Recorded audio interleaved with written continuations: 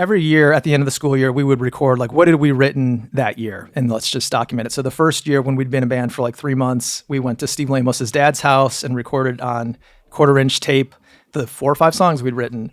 And that later came out just a few years ago as year 1 demos. Like those were the first few songs we wrote.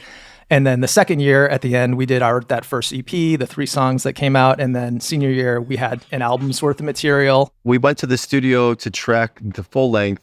We already knew we were breaking up. 2 of us were graduating and leaving, heading back to Chicago. So it was just sort of like just one final document of the work we've done and maybe what I was going to say accomplished, but at the time it wasn't even an accomplishment. It was just, Polyvinyl was willing to do it. And I think they knew at the time too, we weren't going to tour or anything. So it was just like, truly on there and just like, okay, let's document this. That was very much their language of documentation. And I just thought, okay, I guess I would rather record this than not. We had definitely been pretty diligent about, rehearsing, and we didn't play live all that much. My memory, I had told people for a long time, we played like 3 shows. I guess we played 15 or 20, and Holmes, the Vault, I'm sure has names and dates for all of them. So I guess we were sort of working on a live thing, but it really did feel, I guess, most of all like an experiment or just something we did on Tuesdays and Thursdays. We had already decided not to be a band anymore, and I was sort of upset about that. I thought, this is I'm disappointed, it's a wasted opportunity. But I remember the recording actually being a lot of fun. And I remember a fair amount of what it meant to be in that garage. It was essentially a garage. The guy who engineered this was named Brendan Gamble. It was really, really a great experience. I remember doing a lot of live takes and then Mike doing vocals later, and then us, you had to do the live fader thing back then. So there was like 3 of us working the board and actually doing the fades in real time. Yeah, I remember tracking the album with Brendan, and it was, not my first experience in a studio, but it was sort of my first, maybe my first experience where I was sort of like a front man or anybody who had any sort of say. So I remember him being like super easy to work with and like super, we would just like tell him at the times, like in hindsight, very naive and, in a good way, endearingly naive, but we're just sort of like we tracked the songs and realized they were very thin and they weren't very impactful immediately. And so we didn't have bass on most of the songs. So we're just like, let's just double these. We'll double every guitar on the album, like to no click and stuff. So probably wasn't that easy. And I think Brenda did a great job of maybe curating that because we were, again, young and not that great at instruments. Yeah, just like super easy to work with and helpful and like sort of getting us where maybe even if we didn't know we were going, we wanted to go. The place we recorded was basically a converted, like a 1-room, I think it was a garage probably. And that was maybe the C studio. So it was the cheapest thing we could afford. And Brendan was a local guy who played drums in a band called Moon 7 Times. And we'd kind of seen him. He was definitely, probably only like 7 years older than us. But, when you're a 20-year-old, that seems like a lot. And he seemed like, a proper adult and real musician. And we were just kids. So he was a huge help. And the fact that he was a drummer himself, I think he always made the drums sound phenomenal. I think part of the reason those records have stood the test of time and resonated is the way he was able to capture Steve Lamos. I believe in my mind, we recorded everything and mixed it all in like 5 days. Yeah. So it was probably a rough, I think we'd do a take or 2 live. And it was essentially like, let's try to get Lamos comfortable and make sure he feels good about his take. And he was the most proficient and the most practiced to this day. So we weren't really worried about that. It was, with this stupid band too, it's always like tuning is an issue. So you get a couple takes when you're in tune and then it starts to develop from there. So yeah, it's probably just a couple takes of each. Like I said, then we had to go back and sort of layer each one. Once we like picked which take of those few or whatever were like, was the best take. And then there's a little bit of time for some sort of overdub. Like if maybe a big guitar comes in for 1 second, okay, then we got to quickly overdub that. And then that's like day 3, I guess, or maybe, and then, or day 2.5, we're done with guitars and drums and basic tracking. And then some tambourines, some vocals. And then we had to mix for probably 2 days or something. So it was pretty quick.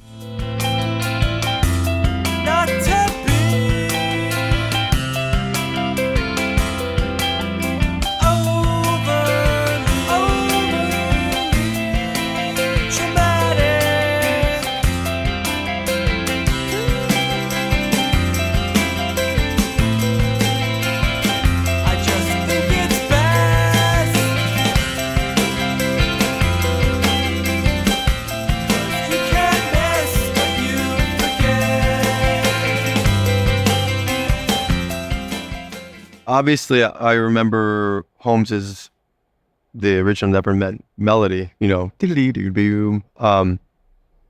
Again, referencing bands like Sea and Cake and stuff, and it felt like it was sort of like an accomplished version of what we were trying to sound like at the time. And we had a bunch of these other noodles. We had the EP kind of already recorded and stuff, so we already kind of like knew maybe a formula, like I was explaining before, like kind of like a part and then another part that might shift that part. So I don't remember writing my guitar part. I just remember Steve's guitar part more. So that one was one that I started with the famous riff, like that. That was a song written in the FAC GCE tuning, and I remember being super proud of myself when I came up with that riff. I'm like, oh, this is cool. I don't really have a lot of memory of like actually sitting and arranging that with Mike and coming up with the different parts. But we did know, like we could tell, like, oh, this is a good song. That this is definitely a level up from most of our material. And I do remember, like Lamos said, like after the take that's on the record, he's like, well, that's as good as we're ever going to play that. And so, okay, glad we captured it. I distinctly remember putting my sticks down, like the snare in my mind's eye. The snare is in front of me. I remember I put them down and I said out loud, well, I'm not doing that one any better than that. That's the one thing I remember from that particular take. And that's not like, oh, it was a great take, but it was just like, that's how that one needs to feel and go. Having relearned it to like do the reunion shows and now turns into just the actual band shows that we're playing now, I don't know if I'm in the same tuning I ever was. Like, I don't know if I've ever successfully relearned my guitar part. Yeah, I guess that's like a total example of that system of like Holmes, essentially, I think probably two parts throughout the song. And it's more sort of like me and Lamos sort of shifting dynamics, either over it or under it. And, like, tell me what the chorus of Never Meant is. I don't know. I think the band would disagree with the chorus is. We spent a lot of time trying to figure out how do we make these arrangements as intricate as possible without sounding like overwrought. Like, we wanted it to sound natural and simple, but be very technical underneath. Like unlike other math rock bands where it's super like jagged and insane, we were trying to make it very fluid and beautiful. And if you weren't a musician, you didn't necessarily have to know what was happening to appreciate the beauty of the music. Like, I couldn't actually count while I was playing. I would always be like, hey, Mike, what am I doing here? I wrote this cool riff. And then he'd have to sit there and kind of like, oh, that's in like 15. I'm like, oh, cool. But I wouldn't know. I would just write a thing that felt good. And then Lamos would have to try to figure out like, what are these idiots doing? I very recently had to do what they call a playthrough for that one, where you play live on video so folks can sort of see what's happening, but to that track. And boy, I spent a lot of time, I used AI to scrub out my drums, and I spent a lot of time like trying to recreate that experience. And it's a really hard thing to do. That's not an easily clickable song. We did everything on LP1 live. And it's not that it's sloppy or swimmy, but it's very kind of vibey. They were rehearsing all the time and they were like a unit. It was really, again, it was just sort of magical. So it was one of those moments where I think everything kind of lined up. And then to play with it retrospectively is like, or retroactively, I should say, is like, oh God, it's really, really challenging to do that. And other than that, I don't remember a damn thing. I don't remember if there were lyrics written when we went into it. I don't remember if Mike wrote them in the studio. Yeah, but I distinctly remember the feeling of being like, oh, that one was a fun one to record. So a lot of the vocals, I mean, I would say probably like, I don't know, 90% of them were sort of finished in the studio at that last session. I just had these notebooks with sort of vague high school diary kind of, I'm trying to write songs that sound like Depeche Mode or The Cure, the bands that I liked, like sort of like overtly dramatic, and they seem at the time like super youthful to me still, but they weren't even like, there wasn't necessarily themes. It was just sort of like lines, and then like maybe flesh out a little bit of this line and give like a vague story, but they weren't like mostly that specific or anything. Never Meant was sort of, it was a last minute Hail Mary, and I think we knew immediately, we're like, oh, that one's cool, let's put that first. That was like, let's make sure people hear that if they're gonna like just hit play on the cassette or something. Yeah. It doesn't surprise me that one is sort of stands out, because I think that one overachieved maybe. It makes sense that that's the one that kind of resonated. I think lyrically, you know, it's a classic breakup song, and I think the lyrics, like, you know, it's very dramatic, teenagery stuff, and like I think it's funny, like that line, Mike's like, not to be overly dramatic, and then overly, like everyone, the crowd sings that every night when we play it, and then he says not to be overly dramatic, and then says like the most melodramatic line that you can, which I think resonates with teenagers who are, you know, going through those things.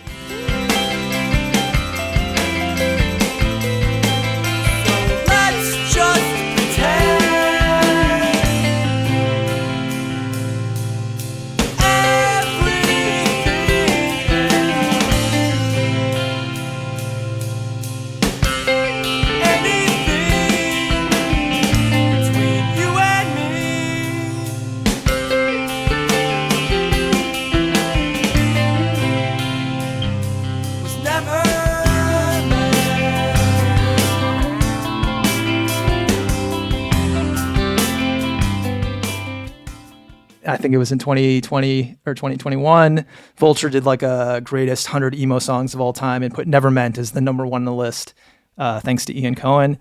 And it was, you know, it did kind of feel like we were the first retroactive one-hit wonder because, you know, the record came out to zero recognition. And then 25 years later or 20 years later, it's like, yeah, this is the one of all the songs that in that genre, which is obviously debatable, but it's flattering that anyone thinks that. Like Never Met, am I surprised that's like sort of popular? No. It's like, I'm like, that's a great little fucking pop song. Am I surprised the whole album though? Like people stick around and listen to the rest of the album and, you know, because I feel like the bookends are the best maybe parts of the album. So yeah, I'm surprised. Yeah.